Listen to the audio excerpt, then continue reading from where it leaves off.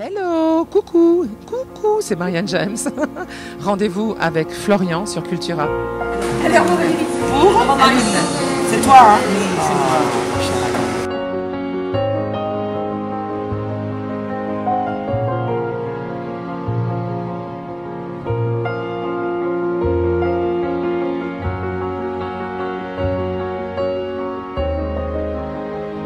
Moi aussi, je suis rentrée là sans le savoir. Alors voilà. C'est quoi? Alors je vais le signer pour qui? Et puis souris un peu Marvin, on était triste. Tout ça c'est stylé de faire la gueule.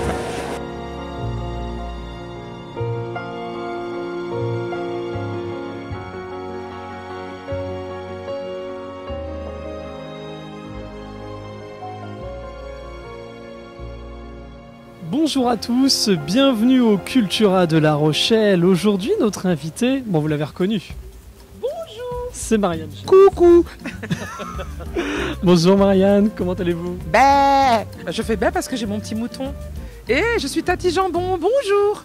Allez, c'est l'heure, mon petit bouchon, viens faire un mimi à Tati Jambon.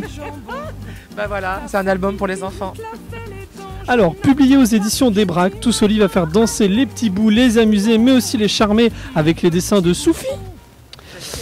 Dans tout ce que vous écrivez, d'Urika à Miss Carpenter, en passant par Toussoli, il y a beaucoup de transgressions, alors que nous sommes dans une société très normative, Marianne. Vive, vive, vive la société normative. Vive les acquis sociaux qui disparaissent. Vive, je suis tellement heureuse. Je suis tellement heureuse parce que alors nous, les humoristes, les chanteurs, les musiciens, les artistes, on va pouvoir redonner cet air qui va manquer à la société. Si les gens imaginez, vous vous rendez compte, plus de musique, plus de peinture, plus de danse, plus d'éclairage, plus de feux d'artifice, plus de son. Alors il va rester quoi? Que le job et la famille, le job. Ça me rappelle Pétain. Moi, ça me rappelle Pétain. Vous savez, les années Pétain, hein, travail, famille, patrie. Et la culture.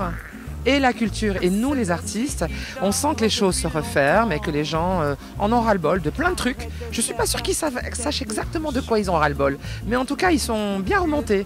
Et je crois que l'art est toujours le premier bâton pour fendre la coquille. Fendre la coquille et retrouver la joie, la lumière intérieure. Et aujourd'hui, je suis avec vous pour parler d'un album pour les petits. Alors voilà, je n'ai plus de limite, ma folie n'a plus de limite parce que j'attaque les enfants maintenant. Alors justement, donc il y a le projet Toussoli. On va parler un petit peu de la jeunesse de ce projet. Et qu'est-ce que vous avez en commun avec cette Tati Jambon? Bon, bah je vais vous le dire, hein, Tati Jambon, c'est moi. Bon, bah pas. Bien sûr que Tati Jambon connaît tous les petits moutons de la terre. Tati Jambon organise des immenses transhumances pour parler aux petits moutons du Brésil, les petits moutons de Chine ou d'Afrique du Sud. Et elle leur explique qu'avec les enfants, parfois, c'est pas facile. Et qu'on a beau compter tous ces moutons, ça ne fait toujours pas dormir les enfants.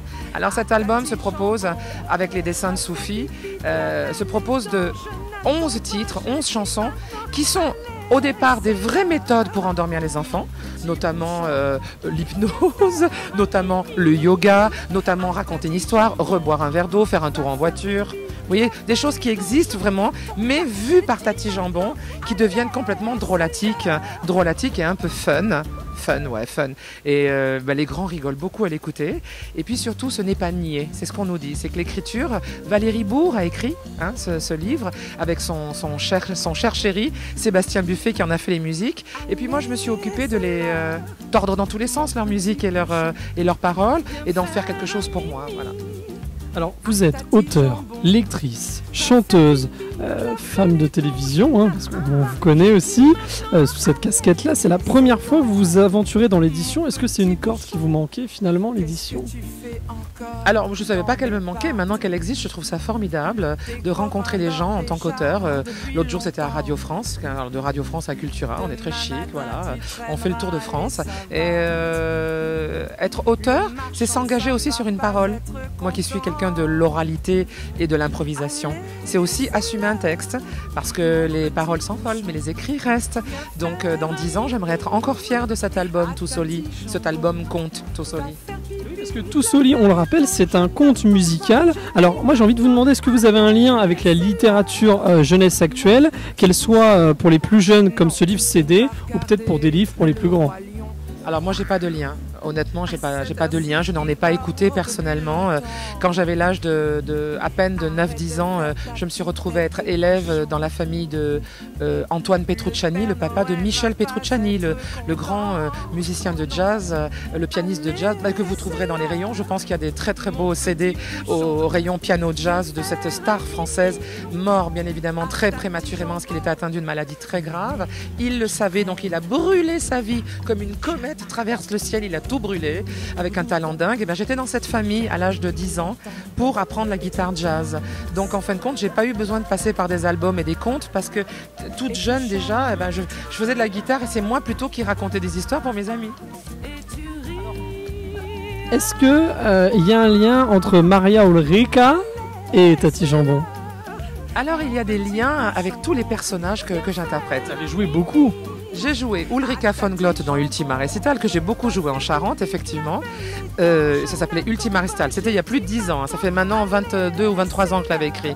En ce moment, je tourne un spectacle qui s'appelle Miss Carpenter, qui va se jouer le 10 février à Château Bernard, entre autres, parce qu'on joue par tour. Miss Carpenter.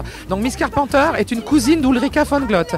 Et toutes les deux sont cousines avec Tati Jambon, qui elles-mêmes, toutes les trois, sont cousines avec Marianne James, et aussi tous les personnages que je fais en télévision. Quand j'ai présenté dernièrement le gala de l'Union des artistes, j'interprétais Madame Loyal. Vous savez, le monsieur au cirque qui vous accueille, c'est Monsieur Loyal. Là, j'étais Madame Déloyale, exactement.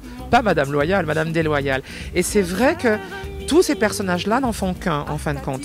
Je me sers de ma carcasse, de mon énergie, qui est immense, bien sûr, que je canalise dans des accents ou des costumes ou des attitudes. Et pour l'instant, j'ai pas encore tout dit.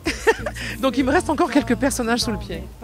Alors moi j'ai envie de vous demander justement un personnage rond comme Tati Jambon, est-ce qu'il peut faire changer le regard de certains enfants et de certaines personnes sur les personnes rondes, pas que les femmes. On sait souvent que les personnes qui sont bien en chair sont souvent regardées de travers ou un petit peu mis de côté malheureusement. Monsieur, je vais vous dire une chose, dans une société qui réussit et une France qui se lève tôt, on ne grossit pas, monsieur. On reste mince. Mince, c'est se contrôler, n'est-ce pas? On a toujours le choix. Ah, quand on est noir, on peut rien changer. Quand on est homosexuel, on peut rien changer. Mais quand on est gros, on se doit de maigrir. Bon, ce genre de choses que j'ai déjà entendues, bien sûr. Non, c'est terrible ce que je viens de vous dire. Ne croyez pas que c'est une impro qui vient de nulle part. Elle vient de pas très loin. Et effectivement, il y a la honte que porte toujours la femme ou l'homme rond. Et j'ai l'impression que c'est encore pire pour les hommes ronds. Parce que alors ça montrerait que cet homme-là n'a pas de volonté. Et un homme sans volonté, vous voyez ce que je veux dire? Et donc c'est marrant, il y a vraiment, c'est même pas une stigmatisation, on n'en est même plus là. C'est carrément le rond et celui qui a perdu sur lui-même, qui n'a pas su se retenir, qui se fait plaisir. Il est mou, il n'a pas d'idée, c'est un loser, il va perdre, ouh, il sent mauvais. Alors ça, c'est juste, le mot c'est connerie. Vous savez, le mot connerie est dans le dictionnaire. Donc bien évidemment, tout ça est faux. Dans d'autres sociétés ou dans d'autres époques, Rodin m'aurait adoré, et Botero, n'en parlons pas. J'aurais été une égérie parce que ma gorge était pleine et qu'elle va avec ma voix. Aujourd'hui, nous sommes dans un siècle de la maigreur, du sport, des protéines, beaucoup de protéines, ça tue beaucoup d'animaux. Je sais pas, on peut remettre tout ça en perspective et si ça peut aider les petites filles et les petits garçons qui ont déjà tendance à l'embonpoint. Alors, je vais faire une petite rectification. Vraiment, c'est sincère, je ne souhaite à personne de devenir gros. C'est chiant à vivre tous les jours d'être gros. C'est compliqué. Vieillir quand on est gros, c'est se faire mal bêtement, les genoux, les articulations, les chevilles, les escaliers, on a chaud tout le temps, etc. C'est pas très agréable d'être gros. Alors on a envie de dire, change. Ah, change. C'est là que le problème est. C'est qu'au bout d'un moment, les régimes ne marchent plus et que sa vraie nature profonde, cette gourmandise qui nous caractérise, eh bien, nous la payons au centuple. Et je voudrais dire aux enfants qui commencent un petit peu à avoir d'embonpoint que leurs parents les accompagnent avec tendresse en leur expliquant que, voilà, ils ont 3, 4, 5 kilos de plus, ça sera suffisant, qu'ils ne montent pas à 10 kilos de plus, 20 kilos de plus ou 30 kilos de plus. Vous avez entendu les conseils de Marianne, de Tati Jambon, parce qu'autrement, plus il y aura de kilos à perdre et moins vous les perdrez. Alors que si raisonnablement, les parents accompagnent les petits qui, peut-être que vous les parents, vous n'allez pas assez courir, vous ne sortez pas assez en forêt, marcher, peut-être qu'il faut faire un tout petit peu moins de tablettes. un tout petit peu moins de tablettes et plus de foot dans le jardin avec papa. Je pense que, et peut-être lâcher un peu sur les sodas. Un tout petit peu sur les sodas, au lieu de faire les fameux jus d'orange en bouteille où on sait maintenant que c'est que du sucre, il n'y a pas de vitamines, c'est que des trucs qu'ils ont rajoutés mais ça ne marche pas, le corps ne les garde pas. Si vous avez le temps, vous savez, on presse agrumes, mangez l'orange pressée, c'est tout aussi bon et il n'y a pas de sucre dedans, enfin il n'y a que du bon sucre, il n'y a pas du mauvais sucre. C'est des petites choses comme ça, mais les enfants, on peut encore tout faire sur les enfants. Après, quand on est grand, quand on a passé 35-40 ans, c'est déjà plus difficile. Ouais. Voilà, c'est le conseil que je donne. Voilà. Alors Marianne, avant de se quitter, parce qu'aujourd'hui on est là pour la signature de Tous au lit, je présente donc c'est Tous au lit avec Valérie Bourg, hein, bien sûr, qui va arriver. Je vous présente Tati Jambon, là, ici. Et à la fin, Tati Jambon, elle donne tellement de sa personne. Oh mon Dieu, Tati fait dodo. Bah, c'est Tati qui s'endort et pas les enfants, parce que les enfants ils en profitent pour aller chercher les bonbons. Ah, les bonbons. Et je suis fille de nougatier, hein. Mon père était nougatier pâtissier à Montélimar. Donc moi j'ai grandi dans le sucre. Hein. Dans le sucre. Ah, c'était bon. Marianne, avant de se quitter et de laisser place à de nombreuses signatures et de nombreuses rencontres avec les gens qui sont venus nombreux aujourd'hui pour vous, les projets qui arrivent, je sais qu'il y a plein de projets à la télé. Est-ce que vous pouvez nous en dire, là, sans trop en parler, parce qu'on va laisser les gens découvrir, mais je sais qu'il y a plein de choses qui arrivent. Le 22 et le 29 décembre, il y a 2 épisodes de Prodige, la demi-finale et la finale, avec l'Orchestre national des Pays de la Loire. On a tourné ça à Angers. Donc c'est votre région, hein, c'est tout autour de la Loire et des Charentes, avec des enfants formidables. Je ne vous dis pas qui a gagné, voilà. Le 27 décembre, au milieu de Prodige, il y a une nouvelle émission sur France 2 qui démarre, qui s'appelle À vos pinceaux. Alors, si vous aimez Cultura, il faut que vous regardiez À vos pinceaux, parce qu'il y a 4 épisodes, c'est-à-dire il y a 4 mardis à partir du mardi 27 décembre, 4 épisodes où on va voir 10 candidats, peintres amateurs, qui vont sur un même thème, on va comparer leurs œuvres, ils vont peindre vraiment sous vos yeux et il y aura 2 juges formidables qui vont les départager. À la fin, il en reste plus qu'un et ce gagnant ou cette gagnante gagne la chance inouïe d'exposer au Grand Palais à Paris. Donc voilà, on va vous parler d'aquarelle, d'acrylique, de peinture à l'huile, de fusain, de canson, de tag, de bombes, qu'on appelle le street art. On est allé faire à Toulouse, on a tourné dans les jardins de Claude Monet à Giverny, on a tourné à Thoiry pour parler du douanier Rousseau et des animaux et de la nature. On a tourné sur et sous la Tour Eiffel, au Moulin Rouge. On a tourné à Saint-Malo pour faire une marine, une frégate, pour peindre une marine. Tout ça, vous le retrouvez le 27 décembre sur France 2. C'est super, c'est nouveau en plus, c'est tout nouveau. Écoutez, ça n'existe pas. À vos pinceaux. Alors voilà, j'ai la chance de le présenter. Et moi, je peux vous dire que si vous accrochez à cette émission-là, vous allez y repasser souvent dans cette grande boutique. Parce que c'est ici que vous trouverez tout. Marianne, merci beaucoup d'être venue chez Cultura. Merci à vous. Et vraiment, gardez votre énergie. C'est pour ça qu'on vous aime. Vous êtes pétillante, vous avez plein d'énergie. Et c'est avec un réel plaisir qu'on vous accueille aujourd'hui. Merci à tous, des gros bisous et je vous souhaite une très belle fête. Et j'embrasse toute l'équipe.